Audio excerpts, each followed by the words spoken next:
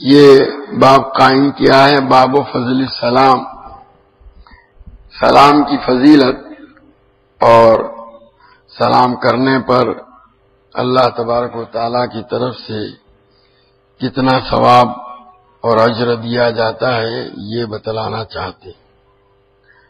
حضرت ابو ہریرہ رضی اللہ تعالیٰ عنہ فرماتے ہیں کہ ایک آدمی نبی کریم صلی اللہ تعالی علیہ وسلم کے پاس سے گزرا، وہ فی مجلس، اور نبی کریم صلی اللہ تعالی علیہ وسلم تشریف فرما تھے، اپنی مجلس میں بیٹھے ہوئے تھے، حضرات صحابہ بھی آپ کے پاس تھے، تو اس گزرنے والے نے فقال السلام علیکم، سلام کیا، اور سلام کے لیے اس نے السلام علیکم کے الفاظ استعمال کیے۔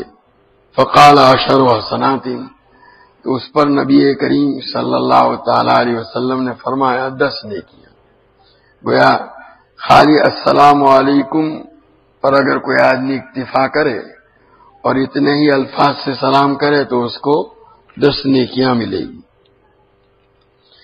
فمر رجل آخر فقال السلام علیکم ورحمۃ اللہ فقال 20 حسنۃ، پھر تھوڑی دیر کے بعد ایک دوسرا آدمی گزرا اور حضور صلی اللہ علیہ وسلم وہیں تشریف فرما تھے، اس نے سلام کرتے ہوئے کہا السلام علیکم ورحمۃ اللہ، لفظ ورحمۃ اللہ کا اس نے اضافہ کیا، تو اس پر نبی کریم صلی اللہ تعالی علیہ وسلم نے فرمایا 20 نیکیاں، کہ گویا اس کو 20 نیکیاں ملے گی۔ فمر رجل آخر فقال السلام علیکم ورحمۃ اللہ وبرکاتہ فقال 30 حسنۃ، ایک اور آدمی گزرا اور حضور اکرم صلی اللہ تعالی علیہ وسلم وہیں تشریف فرما ہے، اس نے سلام کرتے ہوئے کہا السلام علیکم ورحمۃ اللہ وبرکاتہ، کہ تم پر سلامتی ہو، اللہ کی رحمتیں ہوں اور اللہ کی برکتیں ہیں۔ اس پر نبی کریم صلی اللہ علیہ وسلم نے فرمایا کہ اس کو 30 نیکیاں، یعنی ان الفاظ کے ذریعے سے جو آدمی سلام کرے گا اس کو 30 نیکیاں ملے گی۔ گویا یہاں سلام کے الفاظ پر کیا اجر اور کیا نیکی اللہ تبارک تعالیٰ کی طرف سے دی جاتی ہے وہ بتلایا۔ فقام رجل من المجلس ولم يسلم، اب اسی مجلس میں جو لوگ بیٹھے ہوئے تھے ان میں سے ایک آدمی اٹھ کر جانے لگا، اور جاتے وقت اس نے سلام نہیں کیا، ایسے چل دیا۔ فقال رسول اللہ صلی اللہ علیہ وسلم، اس پر نبی کریم صلی اللہ تعالی علیہ وسلم نے فرمایا ما وشک ما نسی صاحبکم، کتنا جلدی یہ آدمی بھول گیا، یعنی اس کو سلام کرنا یاد نہیں رہا۔ اذا جاء احدکم المجلس فلیسلم، جب کوئی آدمی کسی مجلس میں آوے تو سلام کرے۔ فإن بدا له ان يجلس فليجلس، اب جتنی دیر بیٹھنا چاہے بیٹھے۔ وَإِذَا قَامَ فَلْيُسَلِّمْ، کہ جب اٹھ کر جانے لگے تو اس وقت بھی اس کو سلام کرنا چاہیے۔ مَلْعُولَا بِأَحَقَّ مِنَ الْآخِرَةِ، پہلا سلام یعنی آتے وقت جو کیا گیا تھا وہ پہلے سلام کیے، وہی فضیلت جاتے وقت کیے جانے والے سلام کی بھی ہے۔ جتنا اجر اور ثواب آتے وقت سلام کرنے پر ملتا ہے اتنا ہی اجر اور ثواب جاتے وقت سلام کرنے پر انہی الفاظ پر دیا جائے۔ گویا اس سے یہ معلوم ہوا کہ جس طرح کسی مجلس میں آنے پر سلام کیا جاتا ہے، اسی طرح کسی مجلس سے اٹھ کر جانے پر بھی سلام کر کے جانا چاہیے۔ حدثنا محمد بن بشار قال حدثنا محمد بن جعفر قال حدثنا شعبۃ عن عبد الملک بن عمر فابی بکر اللہ تعالی عنہ فیمر علی القوم فیقول السلام علیکم فیقولون السلام علیکم ورحمۃ اللہ ویقول السلام علیکم ورحمۃ اللہ فیقولون السلام علیکم ورحمۃ اللہ وبرکاتہ۔ فقال ابو بکر فضلنا الناس اليوم بزیادۃ کثیرۃ، حضرت عمر رضی اللہ تعالیٰ عنہ فرماتے ہیں کہ ایک مرتبہ میں حضرت ابوبکر رضی اللہ تعالیٰ عنہ کے ساتھ ان کی سواری کے جانور پر پیچھے بیٹھا ہوا تھا، تو حضرت ابوبکر رضی اللہ تعالیٰ عنہ جب کچھ لوگوں کے پاس سے گزرتے تھے سوار ہونے کی حالت میں، تو سلام کرتے ہوئے حضرت ابوبکر نے کہا السلام علیکم، تو جواب میں لوگوں نے کہا السلام علیکم ورحمۃ اللہ، گویا اس میں انہوں نے اضافہ کیا۔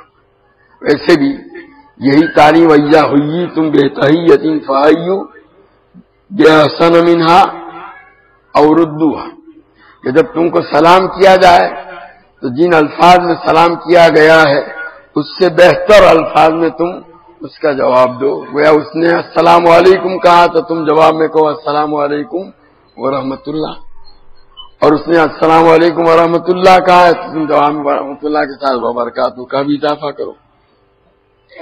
تو جب وہ السلام علیکم کہتے تھے حضرت ابوبکر، تو لوگ جواب میں السلام علیکم ورحمۃ اللہ، وَيَقُولُ السلام علیکم ورحمۃ اللہ، اور حضرت ابوبکر لوگوں کو سلام کرتے ہوئے السلام علیکم ورحمۃ اللہ جب کہتے تھے تو لوگ جواب میں کہتے تھے السلام علیکم ورحمۃ اللہ وبرکاتہ۔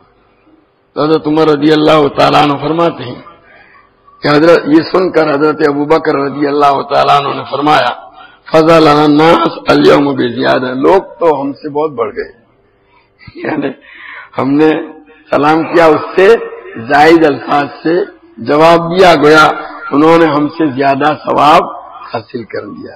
دیکھو یہ ایک طلب ہے، ثواب کے حاصل کرنے کا جذبہ، یہی اصل صفت ہے ایمان کی۔ ایمان کا تقاضا یہ ہے کہ آدمی ثواب کے حصول کے معاملے میں حریص ہو، لالچی ہو، کس طرح میں اپنے نامہ اعمال میں زیادہ سے زیادہ نیکیوں کا ذخیرہ جمع کر لوں۔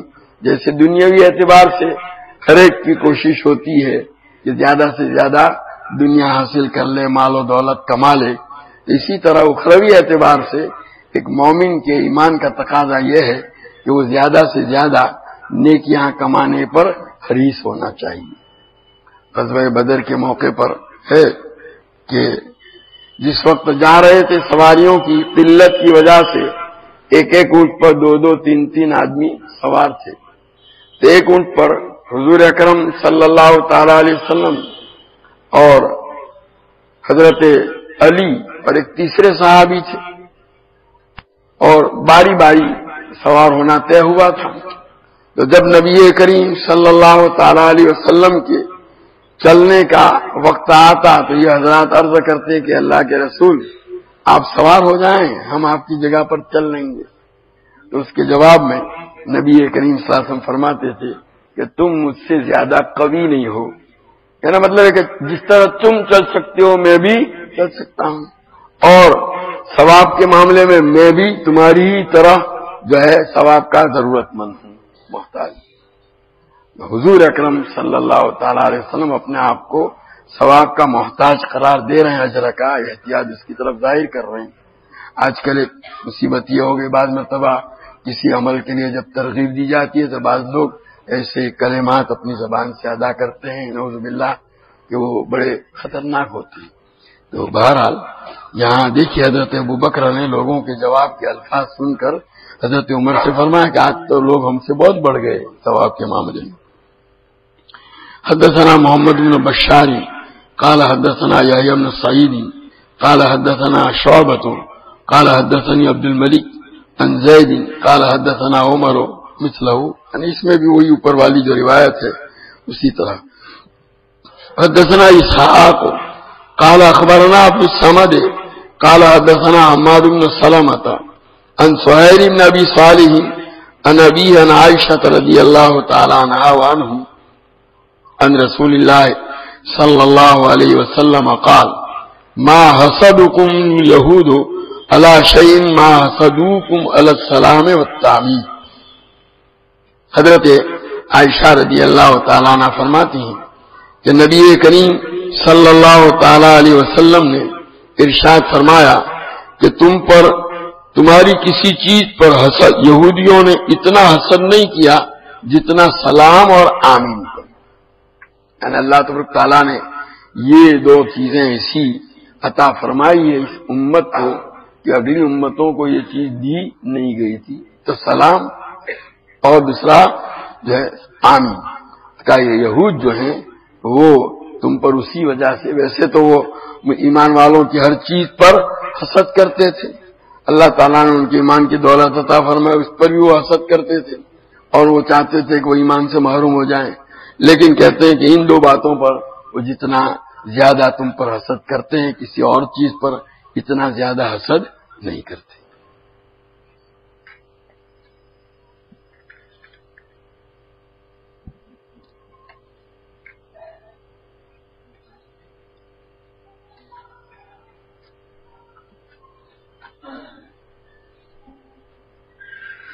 رات کو ناخن کاٹنے سے گھر والے روکتے ہیں تو کیا رات کو ناخن نہیں کاٹ سکتے؟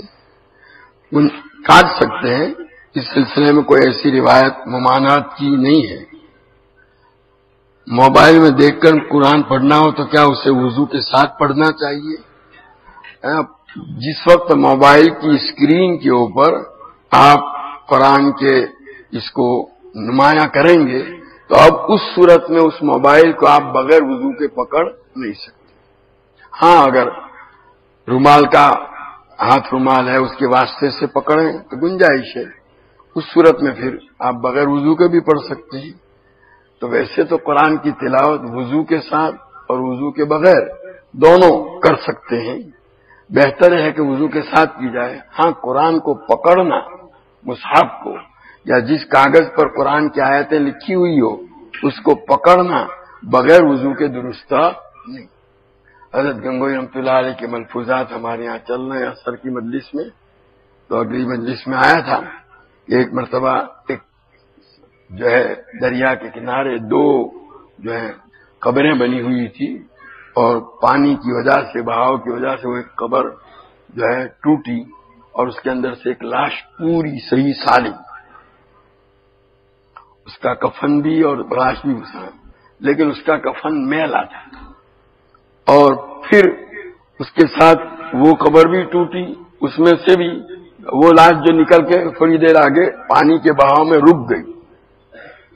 پھر یہ دوسری قبر ٹوٹی، اس میں سے بھی لاش نکلی اور وہ بھی صحیح سالم بالکل، یعنی اس کا کفن بھی اور وہ لاش بھی، اور اس کا کفن میلا بھی نہیں تھا. جب وہ اس لاش کے قریب پہنچی پھر دونوں آگے چلی. تو وہ حضرت فرماتے ہیں کہ لوگوں نے گویا جو ارباب کشف تھے ان کا کہنا یہ تھا کہ جس کا کفن صاف ستھرا تھا، میلا نہیں تھا، وہ قرآن پاک کی تلاوت باوضو کرتے تھے. دونوں حافظ قرآن تھے.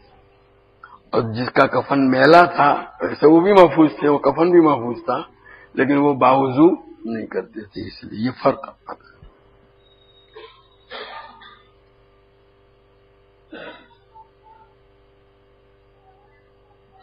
مسجد انوار માં મૌલવી ક્લાસમાં પઢતા છોકરાઓ કુરાન અને મસાઇલની કિતાબોના ફાટેલા કાગળો કચરા પેટીમાં નાખી દે છે. જ્યારે કે આ કચરા પેટીમાં ખરાબ કચરો નાખવામાં આવે છે, પછી એ કચરો કોર્પોરેશનની ગાડીમાં નાખી દેવામાં આવે છે. તો શું આવી રીતે કુરાન અને કિતાબોના કાગળો નાખવા માન્ય છે? અગર માન્ય છે તો એમાં શું નિકાલ છે? इस तरह न डाले जाएं, जायज नहीं है.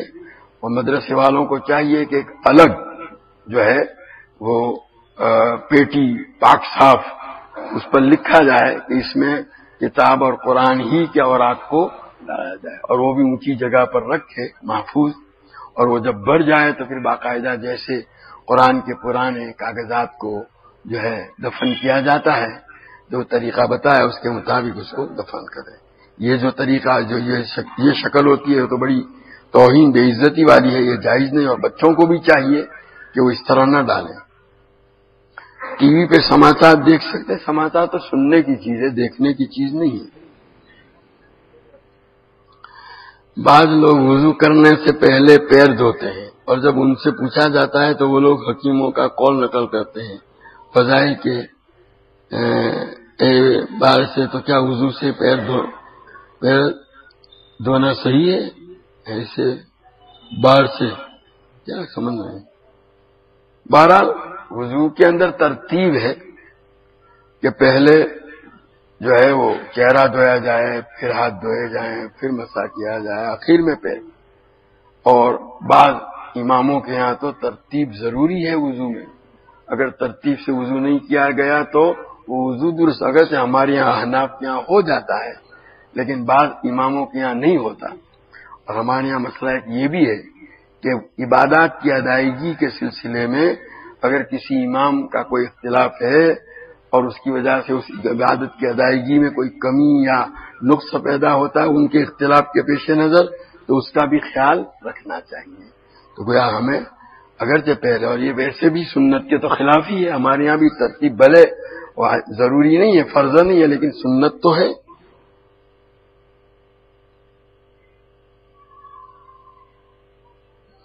اگر کوئی شخص خشکی پہ سفر کرے گا 77 کلومیٹر تو وہ مسافر بن جائے گا. جس طرح وہ دریائی سفر کرے تو کتنے کلومیٹر پر وہ مسافر بن جائے گا؟ 77. سمندر کے لیے کیا بتائیں؟ وہ سمندر کا حساب ہے، مجھے اس وقت یاد نہیں ہے، دیکھ لیں گے. اس کے حساب سے جو آسان الفتاوی میں لکھا ہے مجھے یاد نہیں اس وقت، بعد میں وہاں دارفتہ میں پوچھ لینا. بچیاں اسکول میں پڑھائی کرتی ہیں، اسکول میں 2 چوٹیاں بنانا فرضیات ہے، تو کیا 2 چوٹیاں بنا سکتے ہیں یا نہیں؟ ایک شخص نے بتایا کہ 2 چوٹیاں جائز نہیں. اب یہ پہلے تو اسکول میں لے جانا بچوں کو بچیوں کو پڑھائی کے لیے، یہ تو پہلے پوچھتے، پھر بعد میں 2 چوٹیوں کا مسئلہ پوچھتے. اچھا، اور 2 چوٹیوں کا چوٹی ویسے تو چوٹی بنانا ہے، جو یہ زینت کے اندر اور بالوں میں اور اسی طریقے سے لباس کے معاملے میں ایسی شکلیں اختیار کرنا کہ غیروں کے ساتھ مشابہت ہوتی ہو، درست نہیں. اگر یہ 2 چوٹی غیروں کا طریقہ ہو تو پھر اس کی اجازت نہیں ہے، نہ کرے، ورنہ تو کر سکتے. مجھے یہ معلوم نہیں کہ وہ غیروں کا طریقہ ہے یا نہیں.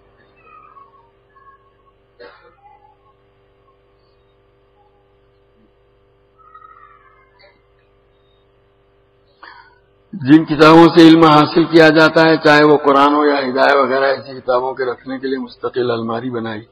یہ پھر بھی طلبہ ان اسلامی کتابوں کو اور قرآن شریف کو فرش پر یعنی اپنے بیٹھنے کی جگہ چھوڑ کر چلے جاتے ہیں.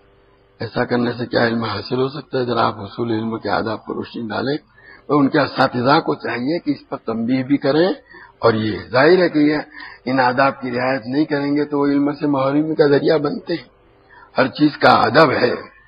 کتابوں کے معاملے میں بھی لکھا ہے کتابوں کہ بھائی آپ جو ہیں کتابوں کو جب ٹپائی پر رکھیں تو نیچے فقہ، اس کے اوپر حدیث، اور اس کے اوپر جو ہے تفسیر کی کتابیں، اور اس کے اوپر قرآن ہو. رکھنے کے اندر بھی یہاں تک ترتیب بتلائیے. اب اس کے بجائے وہاں نیچے رکھ کر کے چلے جاتے ہیں. یہ چیز تو ان کے اساتذہ کو چاہیے کہ وہ نگرانی بھی کریں، اس میں کوتاہی کرتے ہوں تو تنبیہ بھی کریں اور ان کو بتائیں بھی.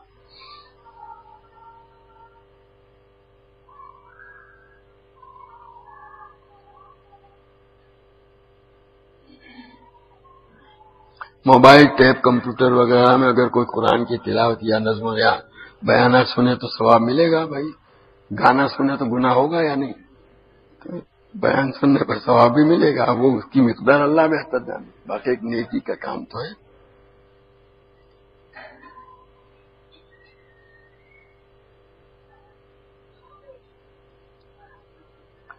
شادی کے کارڈ میں لفظ اللہ کے فضل و کرم سے انشاءاللہ لکھنا کیسا ہے؟ کچھ لوگ کارڈ پڑھنے کے بعد پھاڑ ڈالتے ہیں، پھینک دیتے ہیں. وہ لوگ گنہگار ہیں. ان کو چاہیے کہ کارڈ کو اس طرح پھینک نہ دیں، بلکہ اس کو جو ہے ایسی جگہ دفن کر دیں، یا وہاں جہاں دوسرے کاغذات ایسے ابھی جو طریقہ بتلایا اس کے مطابق، یا جلا دیں اس کو.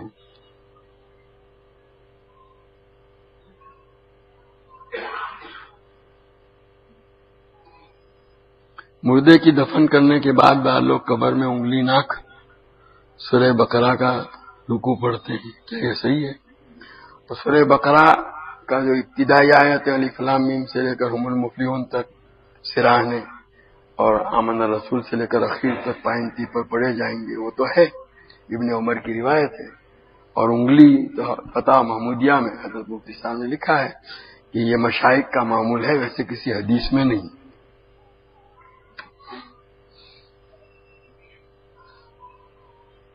ہمارے یہاں جمعہ کے خطبے کے دوران بچے اور بہت سے نوجوان باتیں کرتے ہیں، اور بعض چھوٹے بچے آواز کرتے ہیں، تو کیا خطبہ کے دوران ان کو خاموش کر سکتے ہیں؟ اور اذا خرج الامام فلا صلاۃ ولا کلام والی حدیث کا کیا مطلب ہے؟ اس کا مطلب تو یہی ہے حدیث کا کہ بھئی اس وقت اب جو آدمی نماز بھی نہ پڑھے، نماز کا سلسلہ بھی بند، خطبہ سننے میں مشغول ہو جائے، اور کوئی دوسری گفتگو بھی نہیں ہونی چاہیے۔ خطبہ کے دوران باتیں کرنا، بلکہ جو ہے کچھ پڑھنا، تسبیح وغیرہ پڑھنا، اس کی بھی اجازت نہیں ہے۔ اس لیے جو لوگ ایسا کرتے ہیں ان کو بتایا جائے، بار بار ان کو مسائل سے آگاہ کیا جائے۔ آج کل ہم بعض لوگ پرانے جو ہیں وہ مسئلہ جانتے ہیں، نئے نوجوان جانتے نہیں۔ ان کو امام کو چاہیے یا دوسرے علماء جو ہیں ان کو چاہیے کہ خطبے سے پہلے 1-2 منٹ کھڑے ہو کر کے یہ بتلا دیں کہ بھئی اس طرح جائز نہیں ہے باتیں کرنا، اور بتاتے رہیں گے تو انشاءاللہ عمل کا اہتمام ہوگا اس کی۔ یہ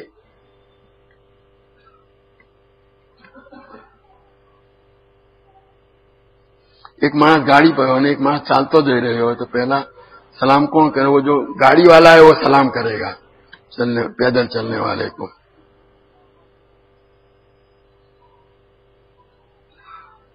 منزل یا قرآن کی کوئی آیت پڑھا ہوا پانی پھینک سکتے ہیں؟ پاک زمین پر پھینک سکتے ہیں، ناپاک جگہ پر نہیں۔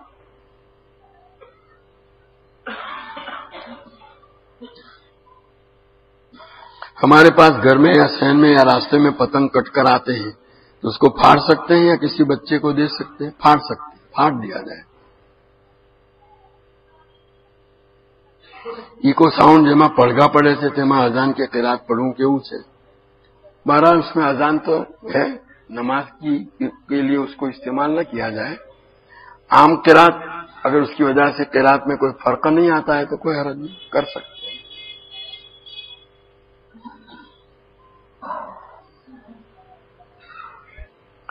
سبحانک اللہم وبحمدک وتبارک اسمک وتعالی جدک ولا الہ غیرک، اللہم صلی وسلم وبارک علی سیدنا و مولانا محمد وعلی آل سیدنا و مولانا محمد کما تحب وترضى بعدد ما تحب وترضى۔ ربنا ظلمنا انفسنا وإن لم تغفر لنا وترحمنا لنكونن من الخاسرين۔ ربنا آتنا في الدنيا حسنۃ وفی الآخرۃ حسنۃ وقنا عذاب النار۔ اے اللہ تو ہمارے گناہوں کو معاف فرما، ہماری خطاؤں سے درگزر فرما، تیری مرضیات پر ہمیں زیادہ سے زیادہ چلا کر تیری نامرضیات سے ہماری پوری حفاظت فرما۔ نبی کریم صلی اللہ تعالی علیہ وسلم کے طریقوں اور سنتوں کو اپنی زندگی کے ہر شعبے میں جاری کرنے اور اپنانے کی ہمیں توفیق و سعادت عطا فرما۔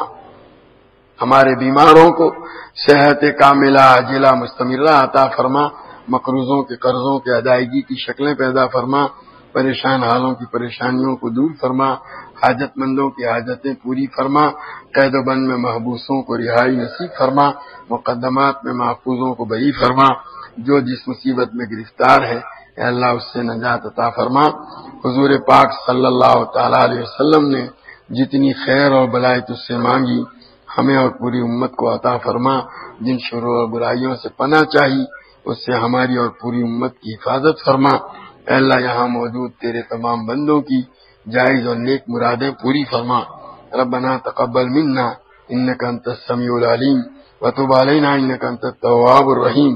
صلی اللہ تعالی علی خیر خلقہ سیدنا و مولانا محمد و آلہ و صحبہ اجمعین۔